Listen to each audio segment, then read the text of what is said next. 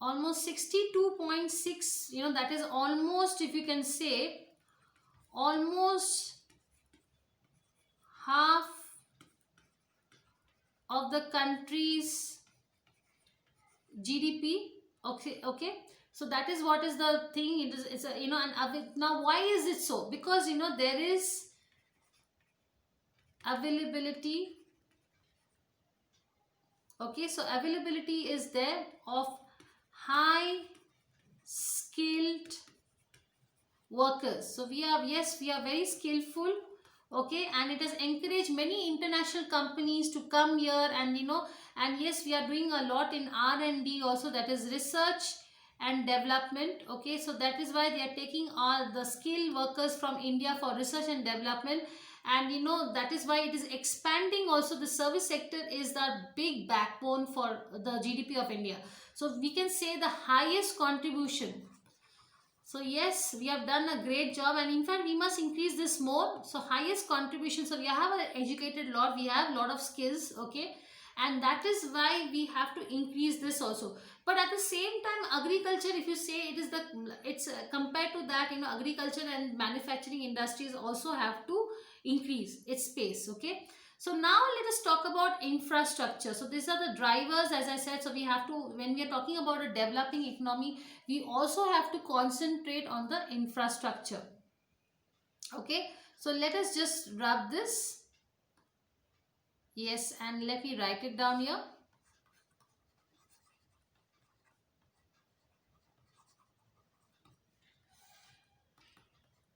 Okay, so the infrastructure sector in India, let's talk about the sector in India, and let us see how our infrastructure is. Okay, so traditionally, it is government sector. We don't have private infrastructure. We mostly have government sectors, and progressively it's also open for private sector. So we are progressive. We are allowing the private sectors to open. It's not like China that everything is government here. So it is progressive. We are open to private sector participation. So what is it? So let us see our infrastructure. So ports, yes, roads, what is, airports, and power. So these are the four areas where, and now we are trying to do that. If you see in the power sector, electricity, already, we have allowed the private sectors to do their work, and they're doing a good job. Airports like, planes and all, they have also become private lines, and road transportation and ports also. Okay, so we are having a 50, maybe a 40, 65 or 70 government, and 30% is private, privatization in this sector. And but we have to do more development. Okay, so infrastructure has to be done more and more, and we must progress more. So it is happening, I'm not saying that.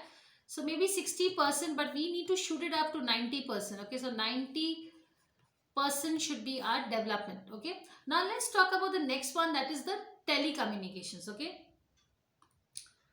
yes, so let me just clear this canvas. Yes, let me just wrap this. So telecommunications. Okay, so now India's telecommunication network, ranks among the top 10 countries. So let me write down. India ranks among the top 10 countries in the world. Okay, and it is one of the world's largest and the fastest growing. So it is like largest and fastest growing telecom markets. Okay, and if you see also the country, now how much has the country invested? So this also they will ask you this question. So as I said, because India's telecommunication is very good, and we have big giants like Jio, Airtel and all. So it's the largest and the fastest growing telecom market. So let us see the contribution, how much investment and potential investment we have, like how many how many people want to trade with us, with and the potentiality we have in the telecommunication industry. So let us see how much is the potential. So let's just wrap this. So we will do it in US dollars, because most of the production we do it in US dollars, and all our foreign exchange is done by dollars. So yes, investment estimation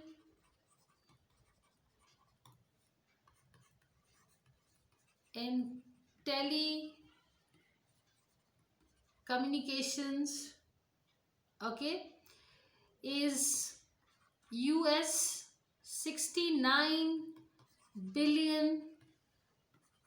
It was by 2010. Now this has increased more, okay. So in 2010, and despite a strong base of 1 billion people, the still the but you should not be so happy, because though the telecommunication is so big, but still the country doesn't have many of the regions like rural areas, many people do not have telephone. So telephone is not available, or any telecommunication is not available. And if you talk about the density of that is also that only 15% we have been able to cover in India. But now yes, it has progressed a lot. Almost now it has jumped to almost, if I'll say, 50%. So in rural sectors also you will find the telecommunications is happening, and through via Jio or through Airtel. So the telecommunication, even internet facilities are also happening in the rural sectors. But yes, we have to improve this more, okay. But this is our strength. Telecommunications is also our strength. Let's talk about financial sectors.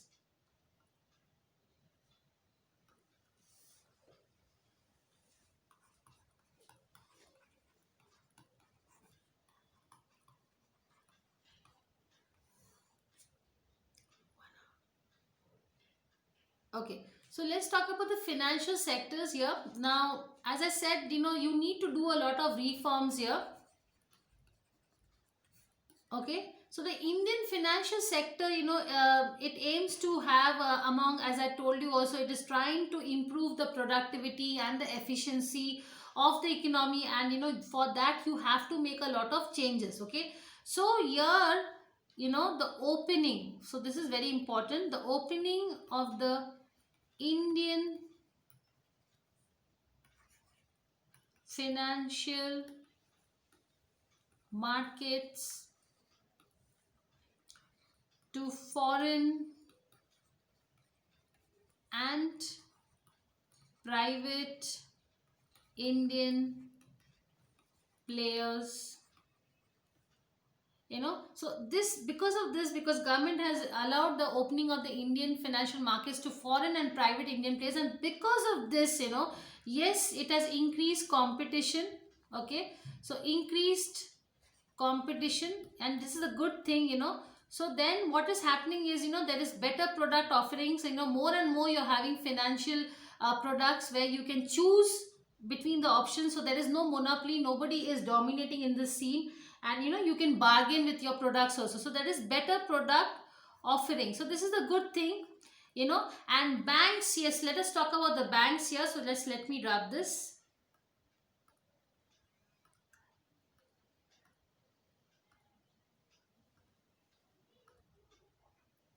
Yes, banks. So banks are playing a major role here. Okay, so banks are very important here. So banks and trade financiers, okay, have also played an important role in promoting foreign trade of the country. So yes, banks have played a major role, and trade financiers, they have also played an important role in promoting the foreign trade of the country. but yes, we have to do it better. Now I will talk about the 2010, especially the economic prospects from 2010 and 19. What were the economic prospects and what the government is thinking about? Okay, so let's just read and let's see the statistics, what India is and how much have we progressed. So let us see this. Okay, so let me wrap this. Yes, economic prospects. Okay, so here if I can tell you, the first one, India's national income shows the growth of 6.5%, and now this is increased to 8.5%, okay, in 2017. Okay, what about the food grains? Let's talk about the food grains. Has this increased also? Yes, it has also increased. So food grains production is going to increase, okay, to almost 32.9 million tons. Okay, so this is also very good. It's not bad at all. Okay, and if you talk about agriculture also, now yes, it is increased. So agriculture production, it was, if you remember, so now agriculture, it has become something around 20% for the GDP. Okay, so and yes, there is an expectation because the growth of rabi crops, rabi crops and the kharif crops. So agriculture would contribute more than 17.6% also in the Indian economy on the expectations of the strong output of rabi crops. So that means, adding up 20%, you can add up some more 10%, so round about 25% we can expect the agriculture growth. Okay, and yes, so that is what is the possibility of high interest rate. But the problem is that, the government is not financing and the interest rates of loans are very, very high here. Okay, so that has to reduce. Okay, so if India reduces this, I think the growth rate will be good. Okay, now let's talk about some recent announcements.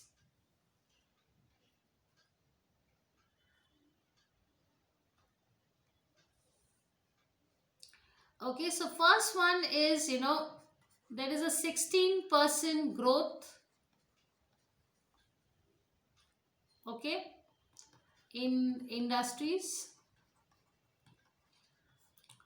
Okay, then what about the crude oil? So crude oil, then coal and construction is very slow.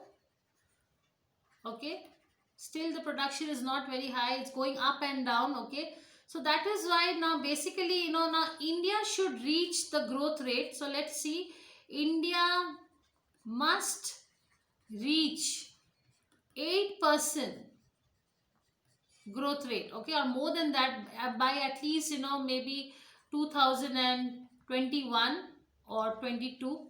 Okay, so if now that is what the economists are also predicting, and they will be, India will be among the leading economies of the world. Right now India's position is the 5th largest economy.